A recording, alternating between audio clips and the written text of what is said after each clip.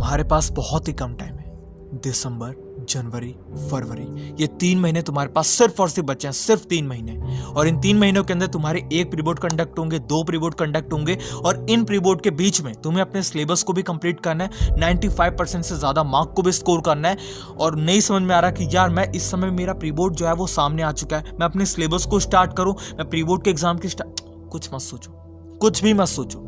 इस वीडियो पे क्लिक करा, मैं डेफिनेटली कर रहा हूं। ये तरीका मैं तुम्हें इस वीडियो के अंदर जो बताने वाला हूं, कोई नहीं बताएगा, कोई भी नहीं बताएगा, क्योंकि इस तरीके को अगर तुमने फॉलो किया, लिटरली कह रहा हूं, बूम हो जाओगे तुम लोग, फट जाओगे एक तरीके से। और 100% कह रहा हूं कि 95% से ज्यादा मार्क को स्कोर करके आओगे अपने एग्जाम। जो आदमी साल में 10 दिन 15 घंटे पढ़ता था, वो जब वो चाहेगा कि मैं डेली 10 घंटे पढ़ूं, तब दिक्कत पैदा होती है। अपने मन को ताकतवर बनाओ। एक ही तरीका है, watching your mind. Delete all the thoughts which don't have any role in your life. जो डर गया समझो मर गया। तो सबसे पहले तो मेरी बात सुनो, ये वीडियो किसी भी एक क्लास को टारगेट नहीं करेगी कि आप लोग क्लास 10 के हो, क्लास 11 के हो, क्लास 12 के हो, तभी ये वीडियो आपके लिए इंपॉर्टेंट है। नहीं, आप किसी भी क्लास से बिलोंग करते हो, आपका एग्जाम कंडक्ट होने वाला है, ये वीडियो आपके लिए इंपॉर्टेंट है। मत पूछना, मत सोचना कि यार मैं तो कुछ मत सोचो। अगर तुम्हारा एग्जाम कंडक्ट होने वाला है तो ये वीडियो इंपॉर्टेंट है, बात खत्म, ठीक है।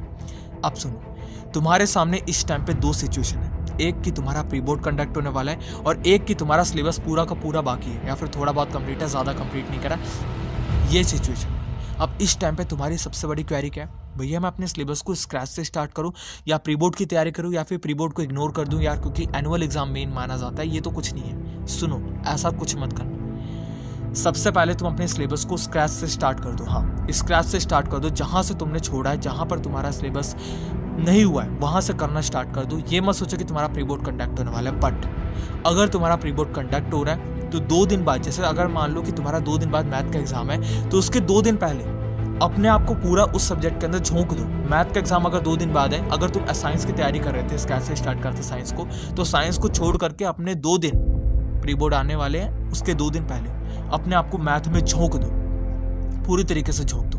और उस टाइम पे तुम्हें सारे चैप्टर को नहीं करना। हाँ, ये भी तुम्हारा इंपॉर्टेंट है, सारे चैप्टर्स को नहीं करना। कौन कौन से चैप्टर को करना है? जो चैप्टर तुम्हारे सबसे ज्यादा इंपॉर्टेंट है, जो चैप्टर तुम्हें सबसे ज्यादा मार्क स्कोर कराएंगे, जो चैप्टर में से तुम्हारा सबसे ज्यादा मार्क्स स्कोरिंग और तुम्हें आते हैं, या फिर तुम कर सकते हो, इजी भी है, इन चैप्टर को पकड़ो, इन चैप्टर में पकड़ बनाओ।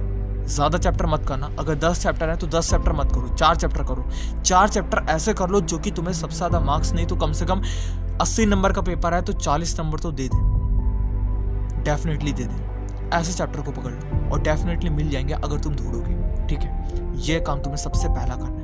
अब दूसरा काम, जो भी चैप्टर तुम कंप्लीट करोगे, चाहे वो मैथ का है, चाहे वो साइंस का है, चाहे वो एसएसटी का है, चाहे वो किसी भी सब्जेक्ट से बिलोंग करता है, आप लोग क्लास 11 के अंदर हो, किसी भी सब्जेक्ट से बिलोंग करता है, उस चैप्टर से रिलेटेड जितने भी क्वेश्चन आप लोग को यूट्यूब पे बताए जाते हैं कि इन क्वेश्चन को कर लो, ये टॉप 25 क्वेश्चन है, इन क्वेश्चन को कर लो, ये टॉप 30 क्वेश्चन है, यार इन क्वेश्चन को कर लो, ऐसा बिल्कुल मत करना। जितने ज्यादा क्वेश्चन को सॉल्व करोगे उतना ज्यादा कंफ्यूज होते जाओगे। मैं अभी की बात कर रहा हूँ, प्री बोर्ड कंडक्ट होने वाले हैं और इस टाइम पे तुम्हारा एग्जाम नजदीक आ गया। मेरी बात को सुनो, सबसे पहला काम है, मैं आपकी एनसीईआरटी के जितने भी इंपॉर्टेंट है उनको डालना शुरू कर चुका हूँ। क्लास 10 के वो जाकर के देखो, साइंस और मैथ का डल चुका है, क्लास 11 का भी मैंने डाल रखा है, और मैं लेकर आऊंगा, जल्दी लेकर आऊंगा, बिल्कुल परेशान मत हो, आने वाले हैं 5-6 दिनों के अंदर आपका डल जाएगा। बट जितने हो सके कम क्वेश्चन को सॉल्व करो, और उन क्वेश्चन को सॉल्व करो जो तुम्हारे सारे के सारे टॉपिक को क्लियर कर दें। हाँ, सारे टॉपिक को क्लियर कर दें। ऐसा नहीं हो कि यार तुम्हें ज्यादा क्वेश्चन को सॉल्व करना पड़ रहा है, बट अगर आपके एग्जाम के अंदर कोई भी क्वेश्चन आ जाए तो सॉल्व ही नहीं हो पा रहा। ऐसी सिचुएशन में क्वेश्चन को सॉल्व करना कोई फायदा नहीं है। कम क्वेश्चन सॉल्व करो, लेकिन उन क्वेश्चन को सॉल्व करो जो मायने रखते हैं, अपने में एक वीआईपी है वो, ठीक है। ऐसे क्वेश्चन को पकड़ो। वो क्वेश्चन आप लोग को मैं डाल रहा हूँ यूट्यूब पे इंपॉर्टेंट क्वेश्चन के रूप में, वो देख सकते हो, या तो तुम जा करके नेट से निकाल सकते हो, कहीं से भी निकाल सकते हो, बट ज्यादा। अब तीसरी बात, बुक्स, मटेरियल। ये जो मटेरियल आप लोग के सामने आता है कि यार इस मटेरियल को सॉल्व कर लो, ये मटेरियल ले लो, मैं कहता हूं कि वो मटेरियल लेने इंपॉर्टेंट है। और मैं आप लोग के लिए एक बहुत ही बेस्ट सैम्पल पेपर की किताब बताऊंगा, ठीक है। मैं अभी यहाँ पे देख रहा था कि कौन सी बेस्ट है, किस कंपनी की, किस पब्लिकेशन की बेस्ट है। मैं आपको यूनिक पब्लिकेशन बताने वाला हूँ जो कि बहुत ही बेस्ट है, इसके अंदर आप लोग को कंप्लीट मिल जाएगा। मैं कुछ टाइम में लेकर आऊँगा, बट एक बात को सुन लो, ज़्यादा बुक, ज़्यादा मटेरियल, इन चीज़ों के चक्कर में भी मत पड़ना। मैं आपको बता दूं, एनसीईआरटी तुमने कर ली ना, तुम 80% ज़्यादा कवर हो चुके हो। बट अगर तुम क्लास 11-12 के अंदर हो तो वहाँ पे एनसीईआरटी किसी किसी सब्जेक्ट में काम आएगी, किसी किसी सब्जेक्ट में काम नहीं आएगी। जैसे अकाउंट की बात करूँ, अगर मैं तुम्हें कहूँ कि तुम एनसीईआरटी से पढ़ लेना, नहीं पढ़ पाओगे, टीएस ग्रेवाल की ज़रूरत पड़ेगी। ऐसे तुम्हारे साइंस के भी कुछ सब्जेक्ट है जिसके अंदर एनसीईआरटी काम नहीं आती, पहले रेफरेंस काम आती, फिर एनसीईआरटी आती है। तो इस चीज़ का ध्यान दो कि एनसीईआरटी तो सबसे पहले करनी है क्लास 10 के पहले, जितने भी बच्चे हैं क्लास 10 के बच्चे हो डेफिनेटली करनी है। बट अगर तुम क्लास 11 के हो तो अपनी बुक को चेंज मत करना। और दूसरी बात, अपने उन किताबों को पूरा कंप्लीट करने पे ध्यान दो। किसी के भी कहने पे कोई से भी ज़्यादा किताबों को मत ले लेना कि तुमने एक से ज़्यादा किताबों को ले लिया, 10 किताबें ले ली, कोई फ़ायदा नहीं है, कोई बुकलेट नहीं है, कोई मटेरियल नहीं है, कोई ये लास्ट मिनट वाले हमारे क्वेश्चन पेपर आ रहे हैं इनको ले लो, कुछ नहीं होता यार। लास्ट मिनट क्या होता है, एक बारी बना दो ना, तुम्हें अपने बुक पे भरोसा नहीं है, एक बारी बना के 10-10 बार बदल रहे हो। जिस बंदे को अपनी बुक पे भरोसा है ना, वो एक ही बार बनाएगा, 10 बार नहीं बनाएगा। अब चौथी टिप, जब भी पढ़ने बैठो अपनी डेडलाइन को फिक्स रखो।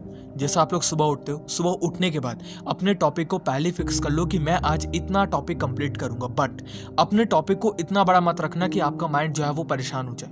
अपने छोटे छोटे टास्क बनाओ, आज मैं इतना टॉपिक कंप्लीट करूंगा, और जैसे ही वो टॉपिक कंप्लीट हो जाए तो ऐसा नहीं कि तुम लोग यहाँ पे बाहर घूमने चले गए, ऐसा मत करना। तुम उसके बाद अपने नए टास्क को, नए टॉपिक को फिर से डेवलप कर लेना कि मैं अब इतना टॉपिक और कंप्लीट करने जा रहा हूँ। अपने माइंड को छोटा टास्क दो, और टास्क पूरा होने के बाद फिर से एक नए टास्क को डेवलप कर दो। अगर तुम ऐसा करोगे तो सबसे पहली बात, तुम्हारा माइंड जो है वो थकेगा नहीं, पहली बात तो, क्योंकि उसको लगेगा कि यार छोटे छोटे टास्क हैं, वो ले लेगा टास्क को। उसके बाद जो तुम यहाँ पे गैप नहीं लोगे ना, मतलब एक टारगेट कंप्लीट हुआ, 15 मिनट आधे घंटे का ब्रेक लिया, उसके बाद फिर से नया टास्क तुमने डेवलप करके फिर से स्टार्ट कर दिया, तुम्हारा माइंड हारेगा नहीं। तुम्हारा माइंड को ना कंसिस्टेंसी की आदत पड़ जाएगी, और 4-5 दिन करोगे, छठे दिन ऑटोमेटिक करने लगोगे। तो अपने टास्क को पहले मत रखो कि मैं आज पूरे 10 चैप्टर को कंप्लीट कर दूंगा, नहीं, मैं आज एक चैप्टर के सिर्फ एक एक्सरसाइज को कंप्लीट करूंगा। स्टार्टिंग में पहला टास्क यही रखो कि एक एक्सरसाइज का टारगेट है, ठीक है, वो कंप्लीट हुआ, सेकंड एक्सरसाइज फिर से कंप्लीट करूंगा, तुम्हारा नेक्स्ट टारगेट बन गया। तीसरा टारगेट है कि मैं तीसरी एक्सरसाइज को कंप्लीट करूंगा। जो भी तुम्हारे जितना भी, अगर साइंस पढ़ रहे हो या SST पढ़ रहे हो, अपने टॉपिक को फिक्स कर लो, ठीक है।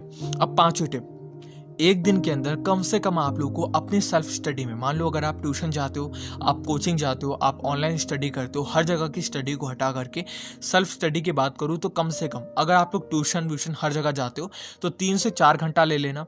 अगर आप लोग कहीं पर भी नहीं जाते, ऑनलाइन पढ़ते हो और यूट्यूब से स्टडी कर रहे हो, तो उस कंडीशन में मैं आप लोगों से कहूँगा कि वो आप लोग की सेल्फ स्टडी है। एक तो लिखते हुए चलना, और लिखने के साथ साथ कम से कम आपको 5 से 6 घंटे की स्टडी देनी है, इस टाइम पे देनी है। मैं ये नहीं कहूँगा कि यार 10 घंटे 12 घंटे पढ़ लो, नहीं, मुझे पता है स्टार्टिंग फेज में किसी से नहीं होगा, तो 5 से 6 घंटा देनी है। और कैसे देनी है, स्टार्टिंग में जो सामने चल रहा है उसी को लिखते हुए चलो, जो भी लिखवा रहा है लिखते हुए चलो। इससे तो एक तो टाइम बचेगा, और टाइम के साथ साथ तुम्हारा सेल्फ स्टडी भी होती जा रही है, तुम्हारी ट्यूशन वाली स्टडी भी होती जा रही है, डबल तुम्हें फ़ायदा मिल जाएगा, ठीक है। तो ये टिप अगर तुम फॉलो करोगे तो मैं डेफिनेटली कह रहा हूँ कि तुम्हें कोई भी फेल नहीं कर सकता। और प्लीज़ चैनल पे जा करके देखो, इंपॉर्टेंट क्वेश्चन, बहुत सारी चीज़ें डल रही है, और सब्सक्राइब करो चैनल को, जिससे मैं तुम्हारे लिए बहुत सारी नई वीडियोस लेकर के आ सकूँ, ठीक है।